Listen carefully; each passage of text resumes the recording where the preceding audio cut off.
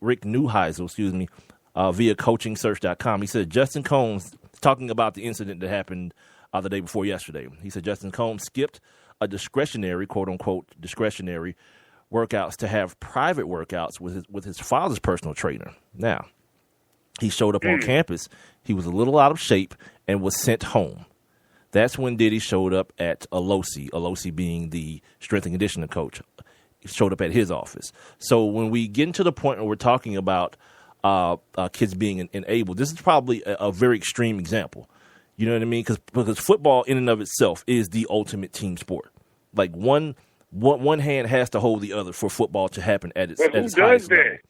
And who does that though, Mike? Well, we got to go back to the discretionary part of it. These weren't mandatory workouts, so he had the option to go work out on his own. But the problem is when he shows back up out of shape, now we have a problem.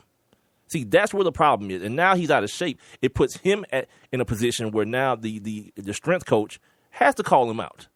You know, he has to do that. Because for any of you other fools who think you can do my job better than I can on your own, this is why you can't. Look at him. This is why you can't. However he was acting, if he was all bent over, if he was vomiting, I don't know the details. But by this description, he showed back up out of shape, even though he went away and did his thing, did his thing on his own with a personal trainer. Yeah. So yeah, this dude getting paid money to do what he does. To be undermined by a kid, yeah. You know, you can see where there would be some sort of I don't want to call it animosity, but a feeling of disrespect. You know what I mean? If you're gonna do it, come back in town in the best shape you've ever been. Especially a dude who's trying to get on the football field. Like you're that guy. You know, you're the marginal dude who, by the way, all these people who think this dude was some sort of knockout football. I heard Dan Patrick today talking about, well, he's at UCLA. He was a good high school football player. No, 2 stars is 2 stars, my man. All day long. Right. 2 stars is 2 stars, man. You could get 5 and 4. Like 5 and 4 are very close. Right. You know, you talk about but 2, 2 is 2. 2, it might be 1. So I think the thing with me is in every situation, as a parent, to just piggyback on what you're saying, it's incumbent upon you to be able to discern facts from both sides. Not walk into a situation saying because you're a child and because you're an adult, or because you're a teacher and this is my child, you're a stranger and this is my child, but gather facts and be adult enough to discern those facts and say, all right, it sounds more to me like you were in the wrong, whoever the you is, and then make your decisions about that going forward. But what it seems like happened in this situation was this kid went home, said, Dad, this is what happened. And he yelled at me, and then he was like, hell no, your last name Combs. We got to do something about this. Because here's the other thing, dude. Everybody got phones, and I'm sure he got all the numbers. You ain't have to go all the way down there. Because now the story is that he wasn't there. He went down there. Like, that Justin went home and told him what happened, and he came back to the coach's office. So, yeah, if that's the case, my man, everybody got phones. You want to have an adult conversation with somebody? Because now what it seems like is some childish stuff that you was trying to be big, bad, puffy. That's what it sounds like. Yeah, I'm Diddy. That's what that sounds like, if those are the facts. And here's the thing. Most of this stuff is on tape. And just like everything else, a couple of days, couple of weeks from now, the tapes will come out, and we'll see what happened. We'll get to interpret what happened for ourselves. It probably won't have any audio to it, but we'll get to see how the encounter went down. I talked about the Twitter and the Instagram situation that caused me to want to bring this up again today. Like yesterday, like dudes was like, "Yeah, you come at mine, this how it's gonna go down." Wait a minute, home. And the funny thing about it, what was the weird thing about it? Well, it was mostly dudes doing this. Like you would think women would be the more emotional, nurturers of their babies. These was dudes talking all this foolishness about, yeah, that's how I go down. You don't just talk to my kid any kind of way. And then when somebody brings up the issue of entitlement, oh yeah, if you can afford to get your kid anything he want, you should. Wrong. Yeah. It's like what's that boy got a Maybach. What's that girl's name? The one that's with the Kardashians, but it's Bruce Jenner's baby. Oh, Kylie. Is that the one? Kylie and well, whichever one can drive. got the big body, got the big Benz truck, the $160,000 truck at like 16. Yeah. She is just running around banging people out with her truck. And then they get her the next time after she gets in one accident, she's still texting behind the wheel. Because you know why? No one cares. I don't care about you minions. You people who go to work for money. Who does that? Who actually works for money? Yeah, it is a problem. When you don't teach your kid, like Paris Hilton's brother. Apparently, he's on an airplane propositioning the flight attendant for sex, and when she declines, he throws a fit and starts talking about, my dad will buy all you SOBs. You know who my dad is? Yeah. That's what happens when your kids ain't got to work for a damn thing. That's the epitome of entitlement. So yeah, it is a problem. You know whose kids aren't like that? There's a man named Warren Buffett who got $30 billion. All his kids got jobs. They got their own careers. You feel me? Like, one of his kids is a musician. Has nothing to do with what Warren Buffett does.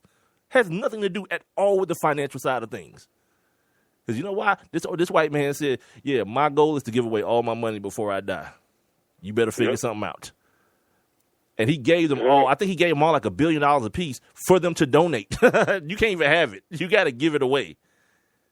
Now, that may be a little, whatever, but... extreme. I'm not going to say it's extreme, but that may be a little bit over the top for people who got money. But what I'm saying is, the other part of it is, I'm not sitting here acting as though Warren Buffett's kids don't have a leg up in life. I'm not saying that at all. But the fact of the matter is, he's a man who came from nothing and made a lot and knows the value in that. So he passed that value on to his sons. I think what we're still dealing with right now in the black community is that we're still kind of in that real first generation of how to deal with money. You know what I mean? Like, we saw the MC Hammer and Mike Tyson stuff happen, and now dudes are a little bit better at it, at diversifying and getting into multiple, like Diddy got the clothes, he got the liquor, he got like the colognes, and he still got the music. He's diversified, so if one goes bad, he still got the rest of them. So that's the next evolution. But then the following evolution after that has to be how to behave as a wealthy person. And then trust me, I'm nowhere near that. So I'm not preaching to nobody about how to run their business. But when you look at... But it's a matter of respect, too, though, man. You got to have respect for people. And a lot of times, that's what it comes down to. Like, for him, it's one of, like, I'm sure it's like, I'm Diddy. You know what I'm saying? Like, I don't give a damn about who you are, Coach Alosi. Who? And apparently, there's a bit of an anger problem there. Like, this ain't the first time. Like the Drake situation. Remember that time we was working with Kenny Burns? And he came in there after a night at the club with Diddy, and he got into a fight. He hit somebody with a bottle or something like that. You remember that? Yeah. It's like obviously. That was the night. That was the night that Diddy had. Diddy came to Kenny too that night. That's what it was. Yeah, so it's like, come on, man. Because Kenny had signed that deal with Grey Goose, but Diddy, him and Diddy had their little thing going. So Diddy got pissed, and confronted him in the club and was threatening to shut the club down, and but my overall point is, like, this dude, like, what are we? We're like 38, so Diddy's got to be like 45 at least, right? Yeah. Come on, you're too old for that. You way too old for that. And the fact of the matter, still again, when we go back to the overall topic of parenting, you're raising or have raised a young man. Now, going back to the initial topic, where does your support stop? Like I say, Justin's 21. Is he too old for like even let's say he's in the right in this, right? Let's say he's in the right. Is he too old for a dad to be coming to his defense? I think that's the question that needs to be asked. Like, at what point? Well, he's in college. If we go look at it from that angle, I mean, technically he's in college. And at 21, I know that parents still have a lot of say so in their kids' lives at 21. At 21, my mom and dad still, they had a lot of influence over what was happening in my life.